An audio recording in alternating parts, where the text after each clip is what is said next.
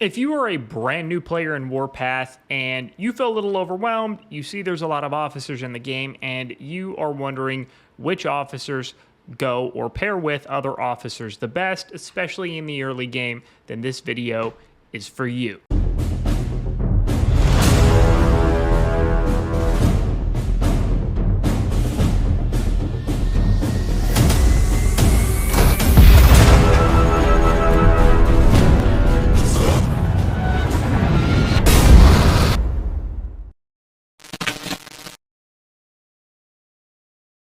Welcome back, guys. I hope everybody is doing well.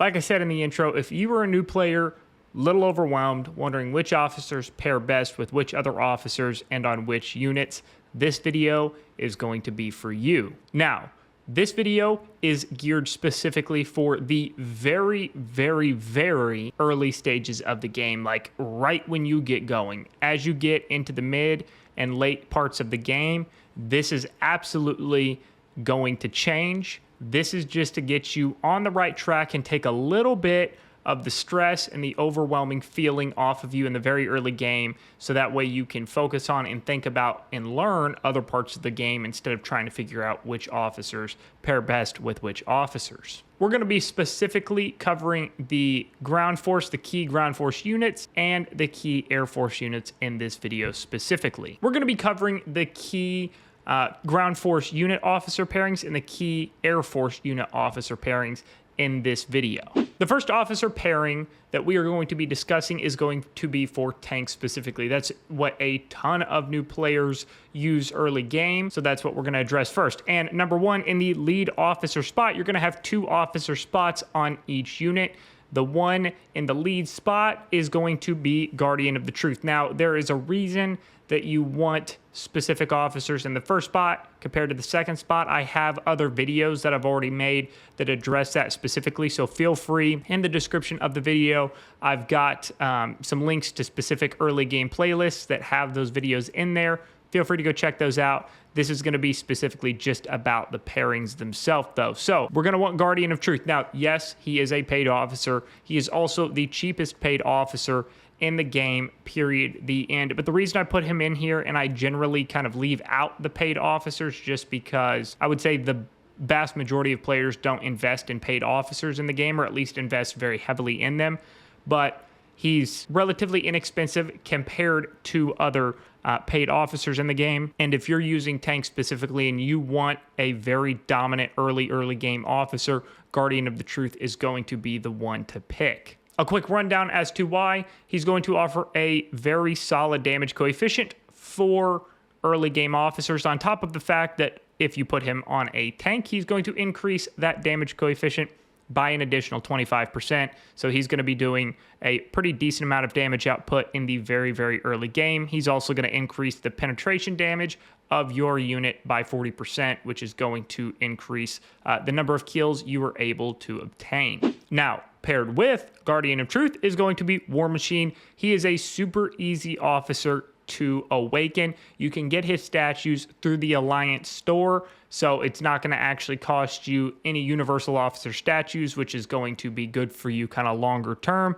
He's got a ton of value here. So he is going to have, again, a higher damage coefficient for early game officers, damage coefficient of 1300. He's also going to reduce the load time by 10%. Also, he's going to increase the damage intensity, increase the firepower, and increase the load time reduction by 10% here. So, point being, you've got Guardian of the Truth, which is going to deal out a pretty significant amount of damage, plus he's going to increase your pin damage, and then you've got War Machine following it up, which is going to increase the load time of your unit by a pretty substantial amount, on top of the fact he's going to be increasing the damage output and the firepower. I mean, it's a pretty winning combination on any tank unit you're going to have in the early game. Moving on to artillery now, the absolute no-brainer first officer you're going to want, and she also, shockingly, is one of the only officers in the very early game that is going to survive the test of time and still be relevant late game, is going to be Antonina Shevchenko. She is a monster in her own right. You are absolutely going to want and need her on your artillery unit, and you want to max her out, meaning max all of her skills and get her fully awakened skill as absolutely soon as possible.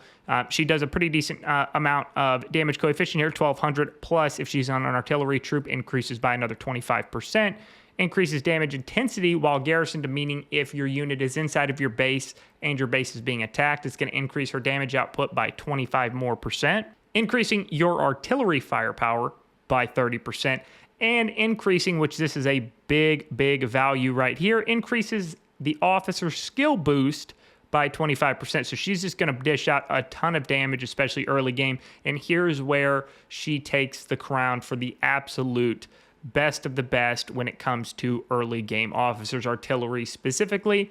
Once she is fully awakened, she is going to give your artillery unit an extra grid of range, which means that you are going to have a big advantage, a very large advantage early game if you're going up against artilleries that don't have that full 5 grids of range. If they're only operating at 4 grids, you operate at 5, they can't touch you.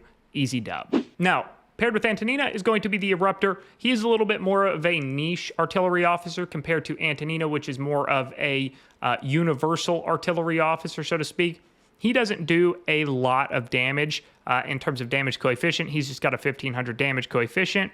But he does increase the blast radius by 6%, which means you're going to be able to do some splash damage to surrounding units, which is not going to yield you a bunch of kills, but it might grab you an extra kill here and there over time, which, I don't know anybody that gets upset about getting more kills.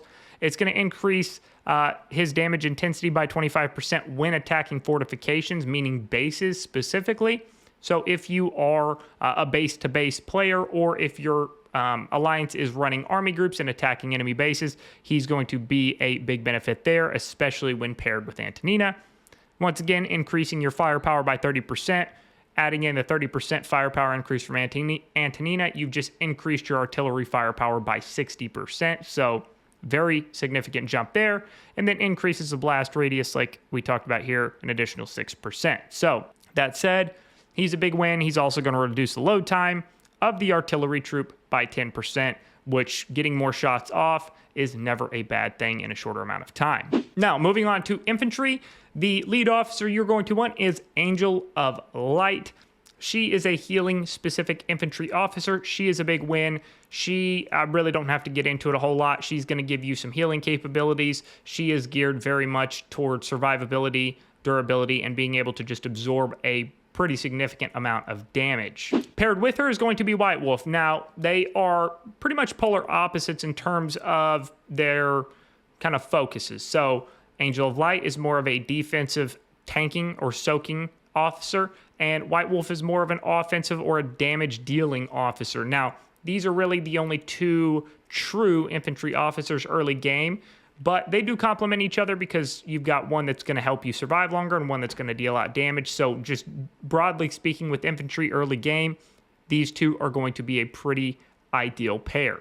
Now, moving on to kind of some special, unique situations. So not necessarily units specifically, but situationally dependent. If you are a base-to-base player, meaning you're going to go attack another base, by yourself essentially, and, sit there and duel it out back and forth, so to speak, then you're going to want an optimal pair of tanking officers, which means that the unit you are going to be leading or starting the attack with is going to have the greatest chance of survival, or at least it's going to give that unit the ability to survive as long as possible, which means that your units like artillery, for example, can have enough time to dole out a pretty significant amount of damage to that base that you were attacking. So if you were going to be using a tank specifically, generally speaking, it's going to be a super heavy. That is what players use to lead attacks on bases with primarily. You are going to want Angel of Light. Now, I do know I mentioned she's an infantry officer, and she absolutely is,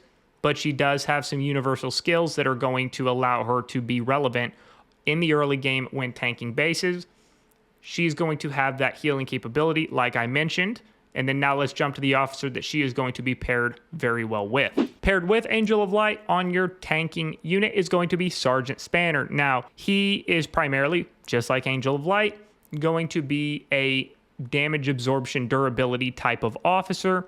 And he is geared more specifically towards tanks. So taking a look at his skills here, he's got a healing coefficient of 1500. If this officer isn't a tank or helicopter troop, This skill also increases its damage resist by 10% for 8 seconds and heals additional HP healing coefficient of 125 per second. So you sandwich those two officers together, you've just got a bunch of healing going on, which in turn means that that unit is going to survive a lot longer, which means you can deal out more damage to that base, which means you win the fight, you get more kills, you get the idea. He's also going to increase the HP of his unit by 30%. And he's going to have the ability to self-heal or to automatically recover 1% of his HP per second when not in combat. So you tank a base, you lose some units or you get some units damaged, and then once the fight is over, he's going to be able to heal himself until, you get back to 100% with the units that you've got remaining. So it's a nice feature to have in the early game. Now, another unit that players love to tank bases with or start attacks with is going to be infantry units. So this is going to be another infantry combination that is separate from the first one. The first one is just kind of a general use combination, whether you are tanking bases, whether you are fighting enemy units in the open field with infantry. It's a very universal officer pairing.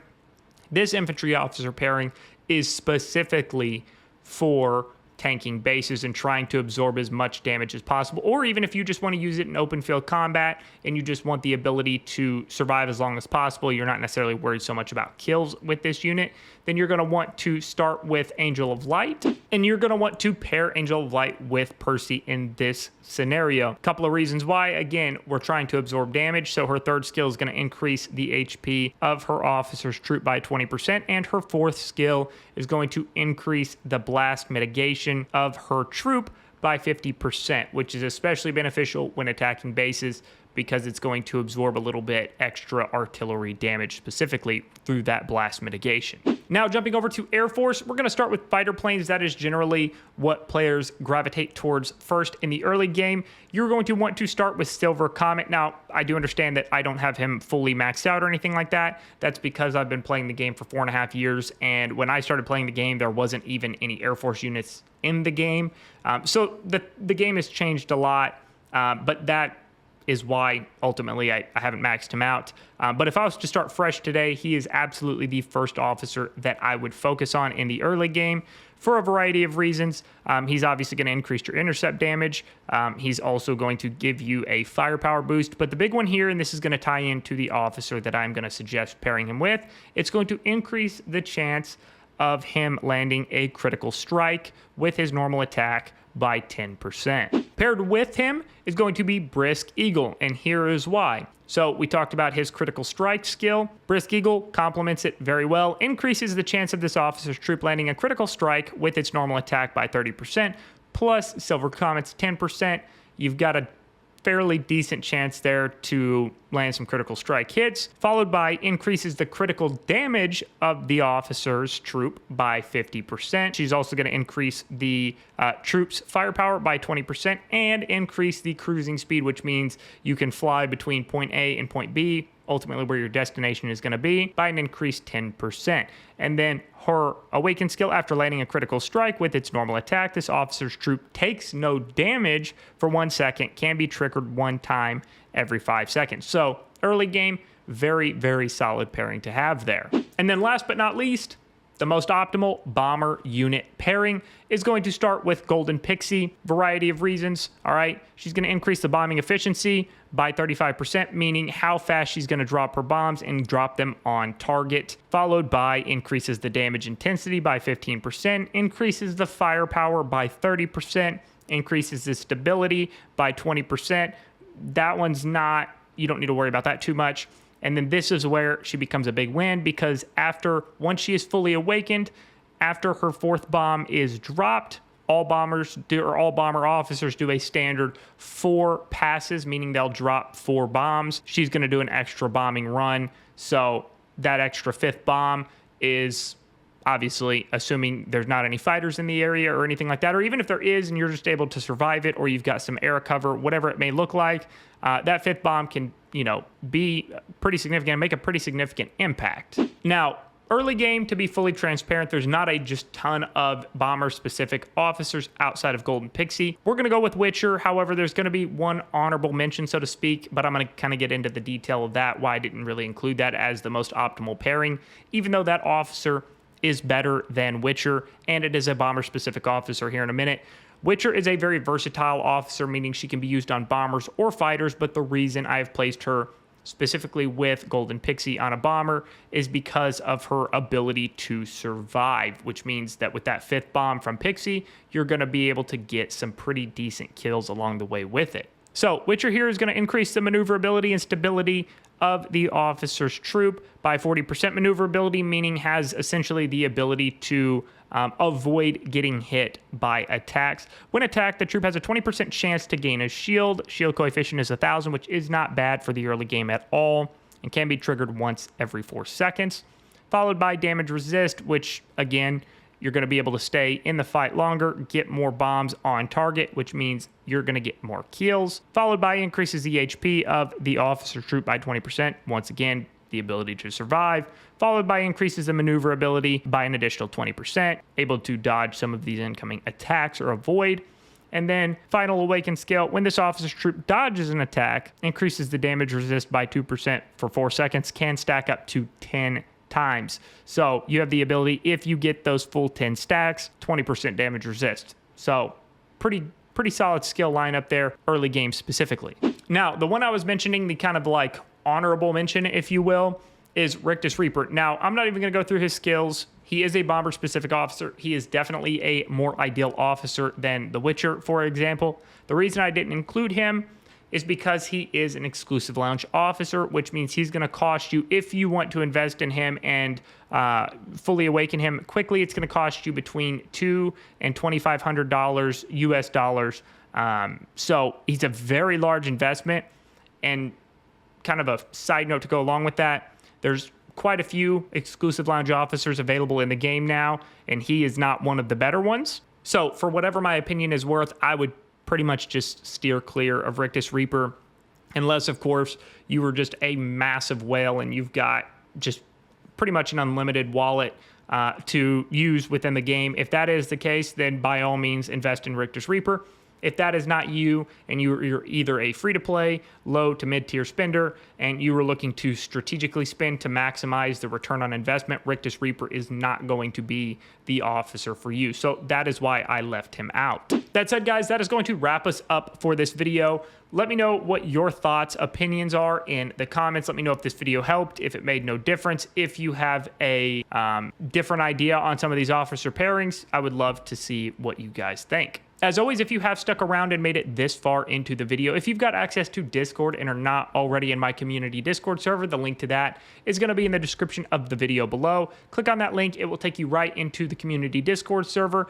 Whether you are a brand new player and have more questions, want to learn, whether you're a veteran player or somewhere in between, it doesn't matter. Absolutely everybody is welcome. As always, thanks for taking the time to watch the video today, and we'll see you on the next one.